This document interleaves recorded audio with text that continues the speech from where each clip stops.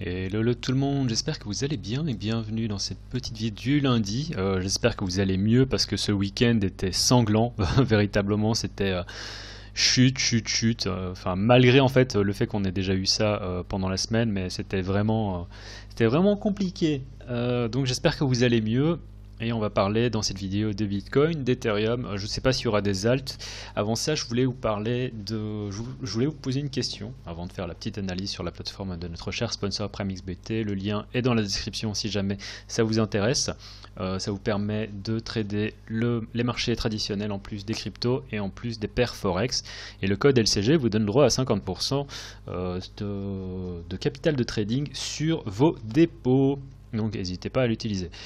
Je voulais vous poser une question en fait avant de commencer cette vidéo, c'est par rapport à votre capital de départ, enfin par rapport à l'ensemble du capital que vous avez investi dans les cryptos, où est-ce que vous en êtes en termes de gains et de pertes? Je pense, à moins que vous ayez vraiment investi, que vous avez commencé à investir à 50 000, à partir de ce moment-là, je me sens un peu mal pour vous.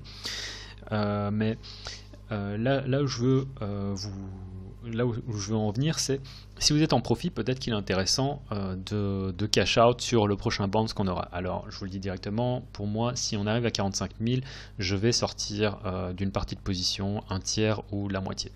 Je suis pas encore sûr de combien, pas plus que la moitié, ça c'est certain, parce que je veux garder une certaine exposition, mais je vais sortir tout simplement parce que voilà, j'ai envie de prendre des profits.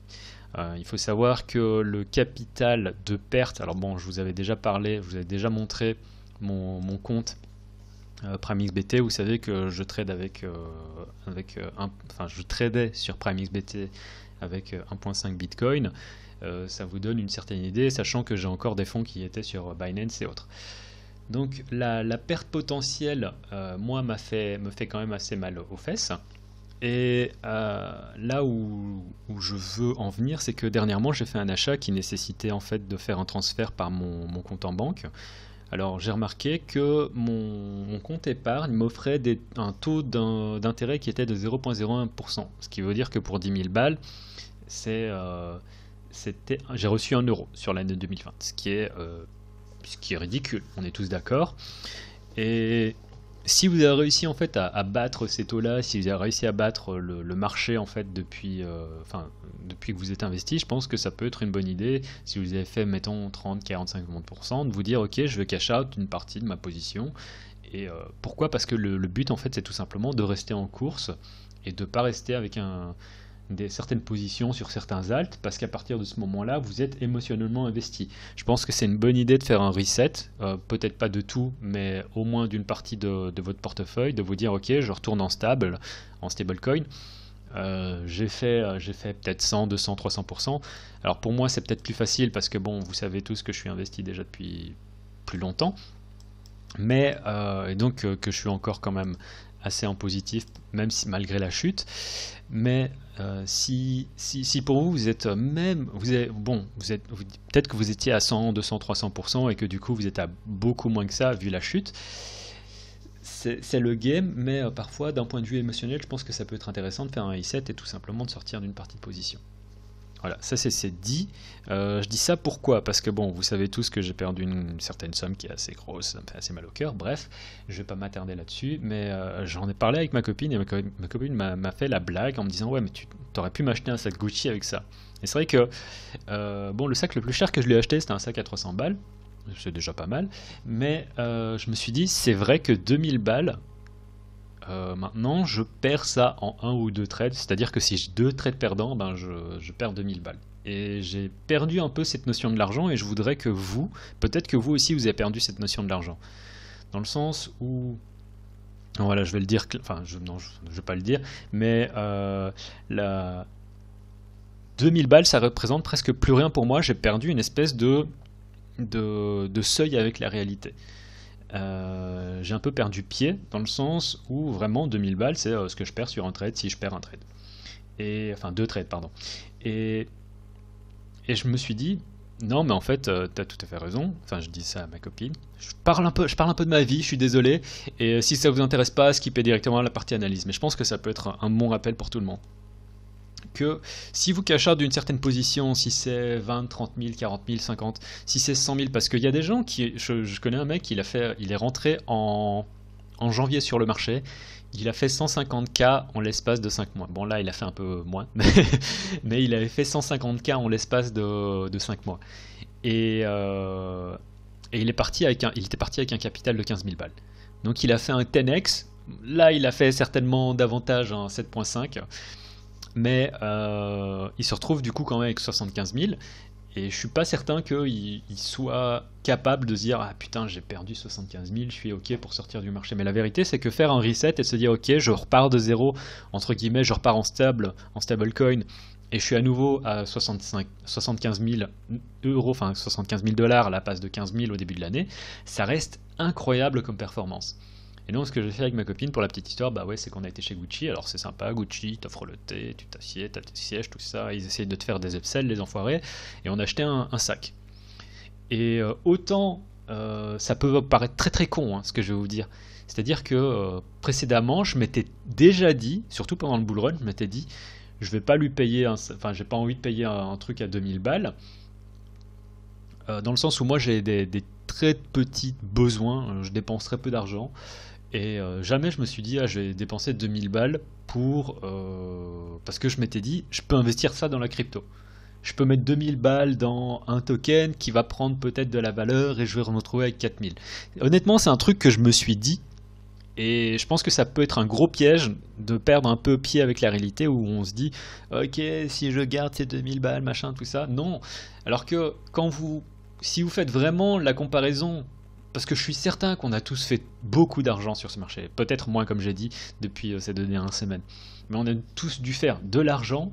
Et c'est de l'argent, en fait, que quand on remet ça en contexte, on se dit, ok, c'est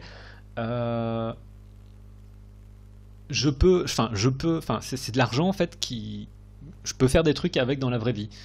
Donc peut-être que vous pouvez vous acheter une nouvelle bagnole, peut-être que vous pouvez investir dans l'immobilier, peut-être que vous pouvez faire ce que vous voulez en fait avec ça. Et c'est vrai qu'en fait ce sac, autant je pensais que ça allait me faire chier, mais en fait non, 2000 balles, j'ai rien senti. Vraiment, ça m'a pas fait mal au cul du tout. Et c'est peut-être parce que j'ai perdu 25 fois ça.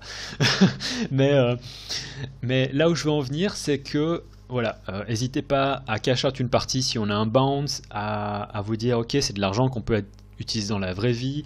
Peut-être que je peux me payer un super chouette resto, peut-être que je peux prendre un week-end à la Côte d'Azur, je sais pas, faites ce que vous voulez, mais c'est de l'argent avec lequel vous pouvez vraiment faire des choses. Donc voilà, c'est tout ce que je voulais dire, et désolé si je vous ai parlé de tout et n'importe quoi. En attendant, la dernière petite chose que je voulais vous dire, c'est que on est vraiment en gros doute par rapport au marché, dans le sens où je crois la vérité c'est que personne ne sait où on va aller.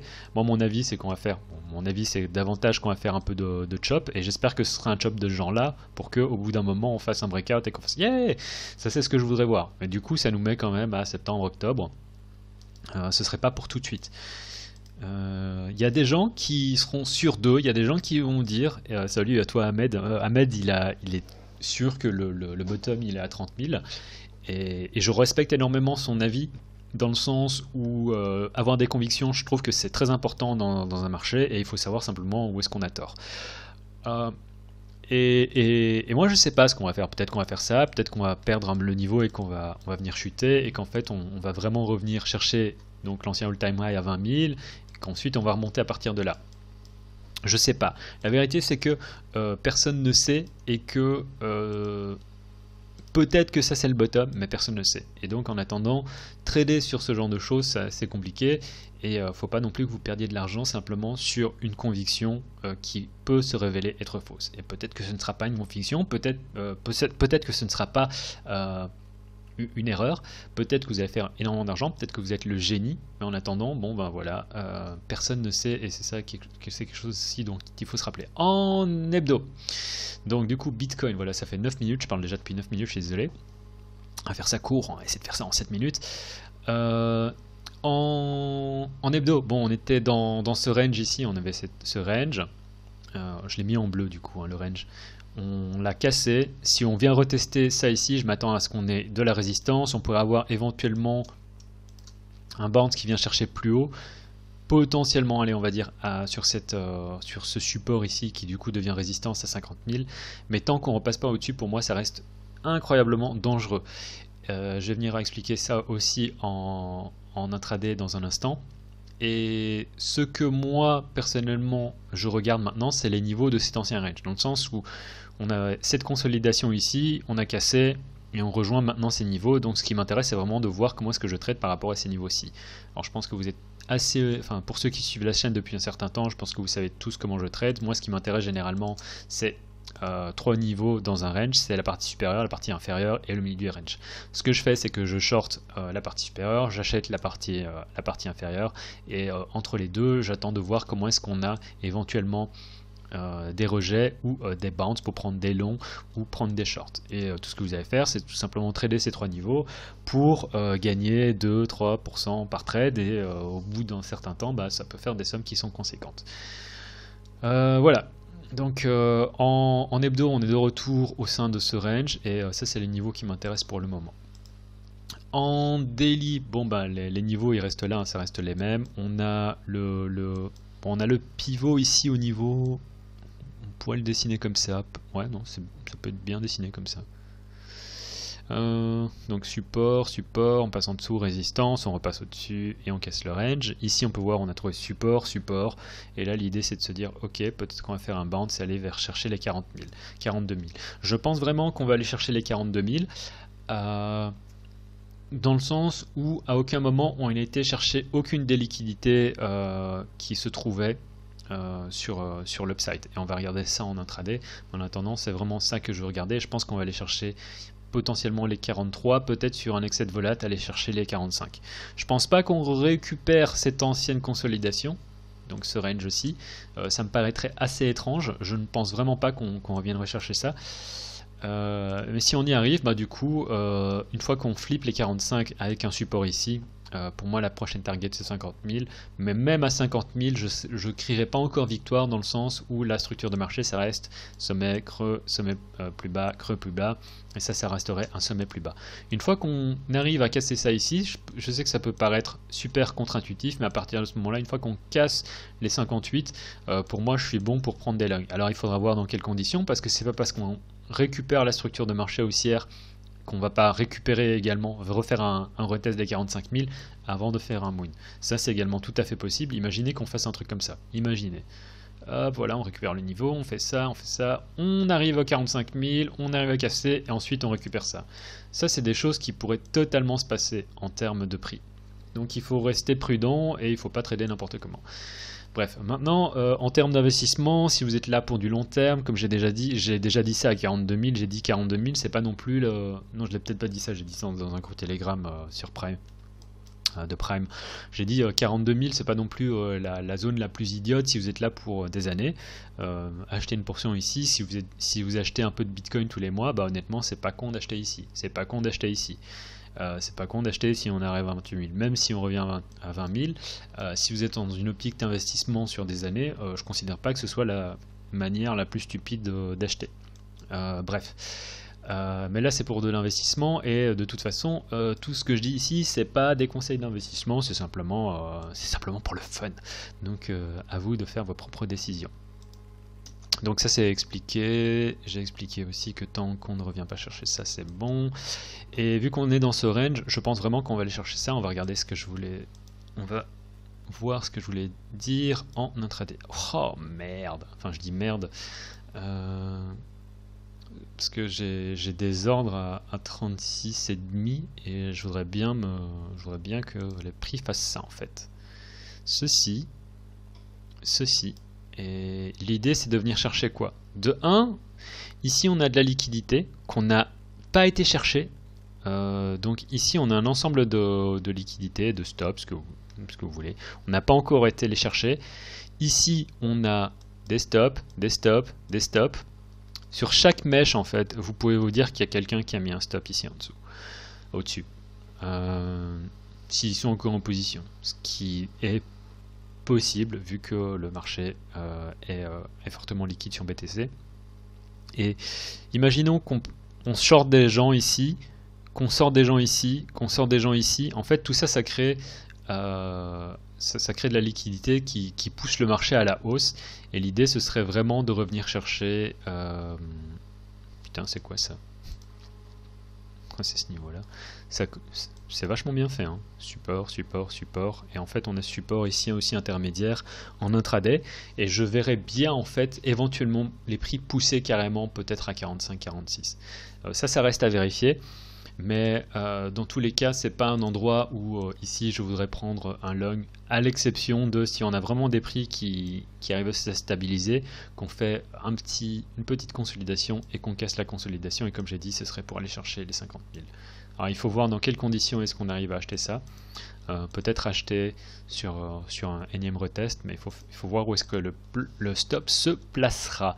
Donc en attendant, moi la manière dont je veux voir ça maintenant, c'est prendre des profits à 45 si on y arrive, éventuellement jouer un short à 45. Jouer un short à 45, c'est vraiment pas con, et le stop se mettra à 50 000. Et l'idée c'est quoi? C'est de se dire ok, on va réintégrer le range et éventuellement redumper vers ce milieu de range qui se situe, je me souviens plus des niveaux exacts, 20 dieux, enfin qui se trouve à 34 000 en fait. On va dessiner comme ça le milieu de range plus ou moins. C'est un niveau, bon, je sais pas, j'ai un problème avec Prime, et parfois il m'indique pas tous les charts, enfin tous les niveaux, il reste pas sur les charts, je sais pas pourquoi.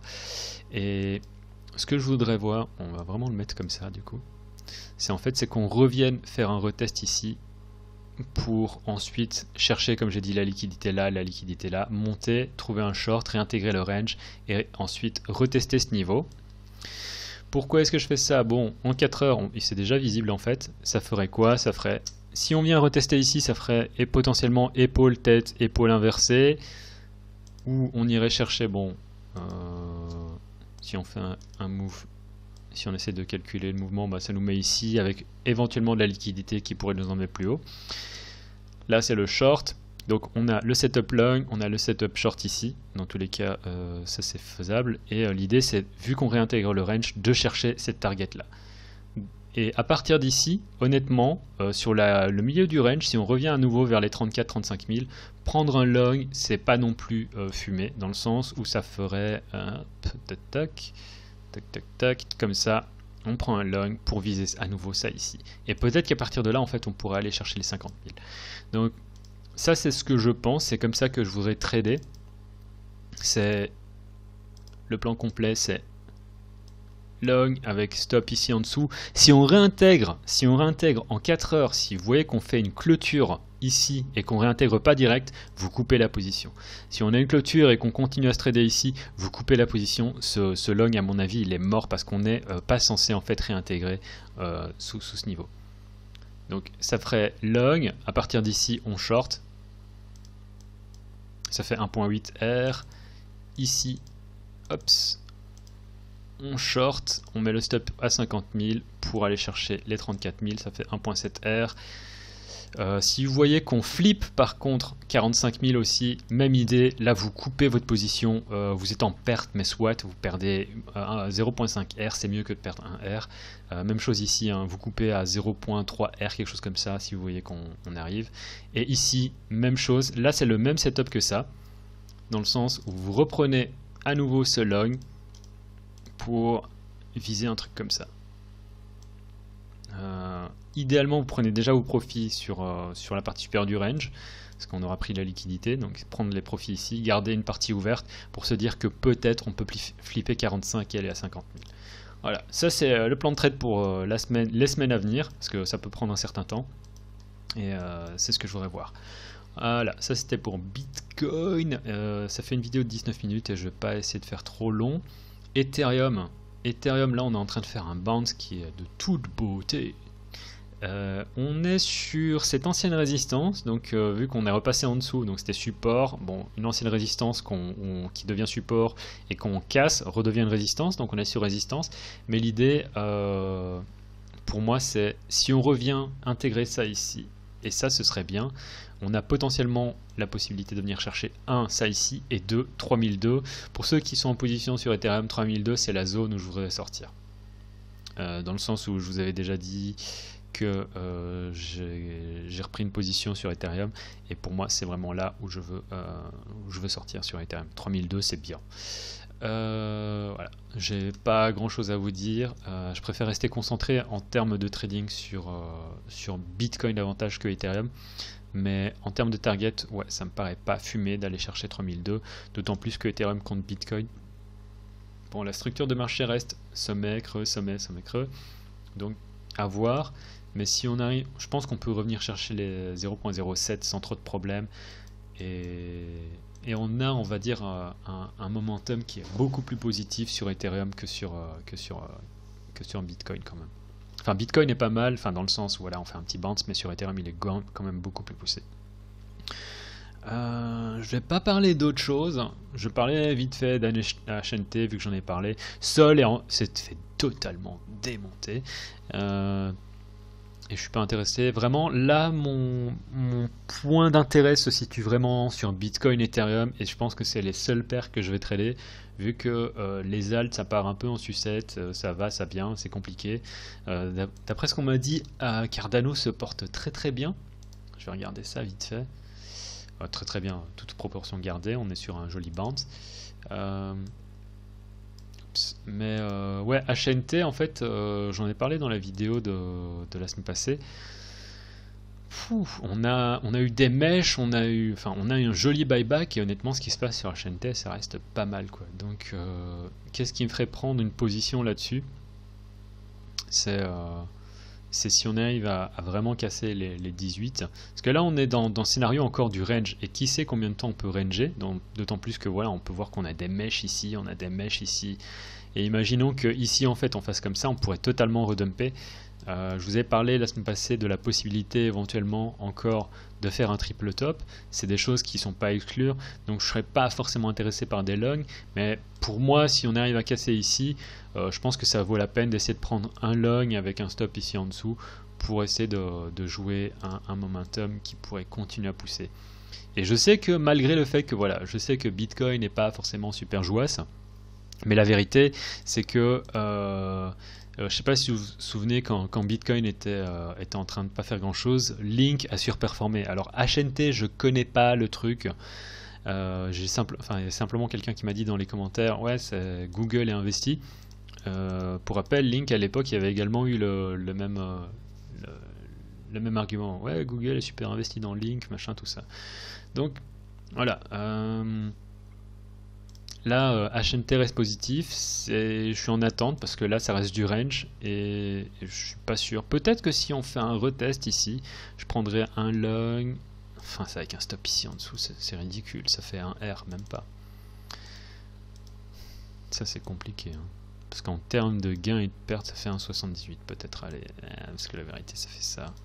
Un 50. Je sais pas si j'ai envie de risquer des trades sur des alts parce que justement j'ai envie de rester concentré sur BTC et Ethereum. Donc voilà, c'était tout pour la vidéo d'aujourd'hui. Si vous avez des questions, n'hésitez pas à me mettre ça dans les commentaires. Si jamais vous voulez que je regarde certains alts, n'hésitez pas à me le dire. Je ferai une vidéo vendredi qui sera dédiée à ça.